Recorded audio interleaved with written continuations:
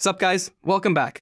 So, I know everyone right now is freaking out. You open your phone, you see Iran, you see US strikes, you see red everywhere on your portfolio app, and your first instinct is to just sell everything and hide your money under your mattress. And I totally get it. That feeling is real because I genuinely think right now, in the middle of all this chaos, there is actually a really interesting opportunity hiding in plain sight. And I want to walk you through it today. So grab a coffee, get comfortable, and let's actually talk about what's going on and what you should be thinking about with your money right now. Okay, so first let me just quickly explain what happened so we're all on the same page. At the end of February, the US and Israel launched strikes on Iran. Things escalated fast. Iran responded by closing the Strait of Hormuz, which is this really critical shipping lane in the Middle East that like a huge chunk of the world's oil passes through. And the moment that happened, markets just lost it. Gas prices spiked. The Dow dropped over 400 points in a single day. Stock markets across Asia tanked, and everyone started doom scrolling and wondering if this is the start of something much worse. Now, I'm not here to tell you this isn't serious. It is. But I want to talk about what this actually means for your investments, because that's probably why you're watching this. Here's the thing about market panic that nobody talks about enough. The panic itself is often more dangerous than the actual event. Every single time something scary happens in the world, whether it's a war, a pandemic, a financial crisis, the average person does the same thing. They see red, they panic sell, they lock in their losses, and then they watch helplessly as the market eventually recovers and they miss the whole bounce back. It happens over and over again. Think about it. When COVID-19 hit March 2020, the market crashed about 30% in like a month.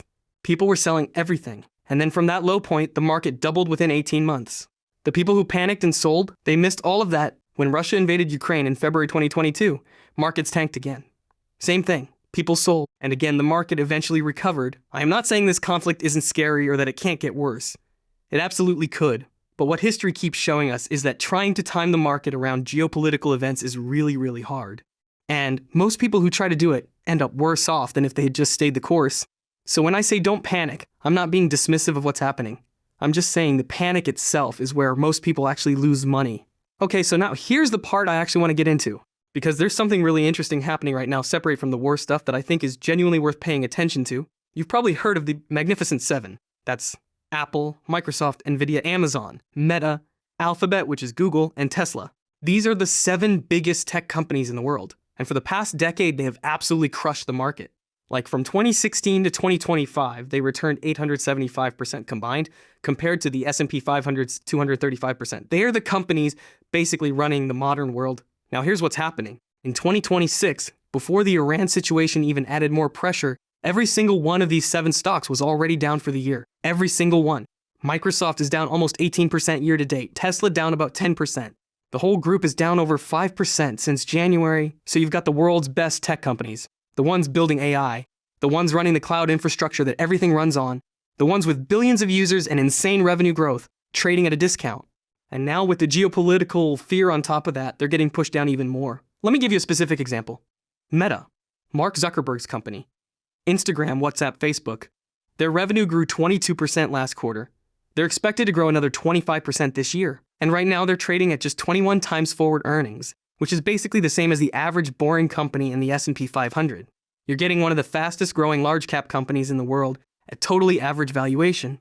That's genuinely rare. Or look at Nvidia. They just posted quarterly revenue of $68 billion, up 94% year over year. 94%. And Amazon, Google, and Microsoft are all planning to spend hundreds of billions on AI data centers this year, and a huge chunk of that money flows straight to Nvidia for their chips. The fundamentals are insane. But the stock is down because of fear and uncertainty. Now I want to be really clear here because I know someone in the comments is going to say this. I am not telling you to go dump your entire savings into these stocks tomorrow. That would be dumb. And I'm not a financial advisor. This is not financial advice. Always do your own research. All of that.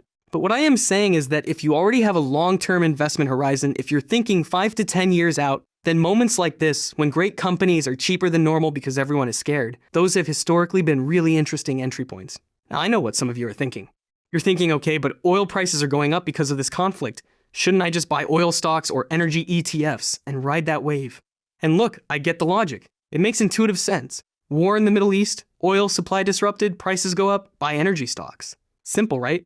But here's the problem. By the time you're watching this video and thinking about doing that, the market has already priced it in. Energy stocks likely already moved the moment the news broke.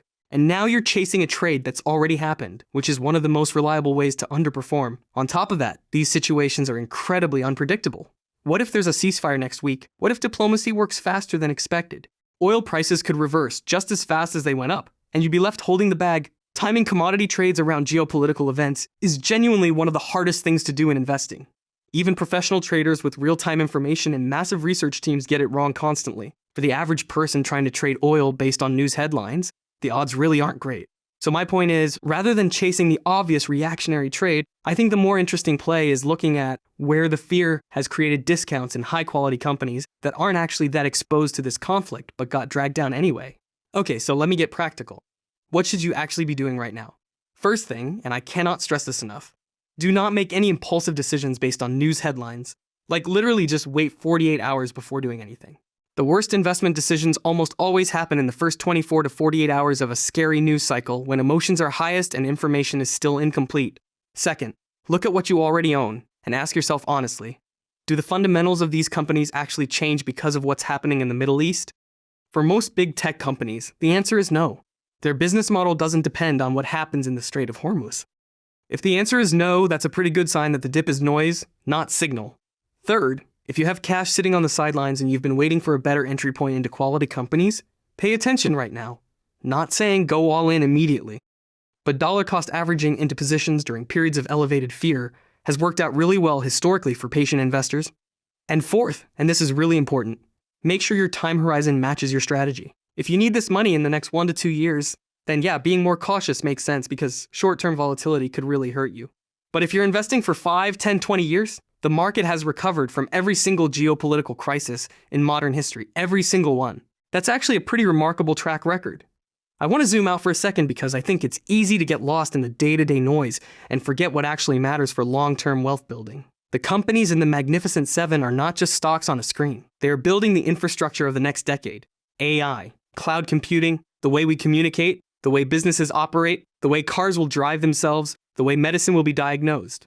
These are not going away. If anything, the pace of that transformation is speeding up. NVIDIA's chips are literally training the AI models that every major company on the planet is now racing to build. Microsoft's Azure and Amazon's AWS are the backbone of most of the internet. Meta has 3 billion daily active users. Google handles 8 billion searches a day. These are not fragile companies. They are the pillars of the modern economy. And the beautiful irony of moments like this is that fear temporarily makes them cheaper for people who are willing to stay calm and think long term. Warren Buffett has this quote that I think about a lot. Be fearful when others are greedy, and greedy when others are fearful. Right now, people are fearful. That's just a fact. And historically, being greedy in those moments, meaning being a buyer when everyone else is a seller, that's been one of the most reliable wealth-building strategies in history. So to wrap this up, the world is a bit chaotic right now. There's real geopolitical risk. I'm not dismissing that. But your portfolio decisions should not be driven by fear and panic. They should be driven by fundamentals and a clear long-term vision. The Mag 7 are on sale, not because they're broken, but because fear is pushing prices down. And for patient investors with a long time horizon, that's actually an interesting situation to be paying attention to. Don't chase oil. Don't try to time the geopolitical trade. Focus on quality companies at better prices than you could get 6 months ago. And most importantly, just stay calm. Seriously. The people who build real wealth over time are almost never the ones reacting to every headline. They're the ones who stay disciplined when everyone else is losing their minds. Anyway, that's it for today. If this was helpful, please hit like. It genuinely helps the channel a lot. Drop any questions you have in the comments, and I'll see you in the next one.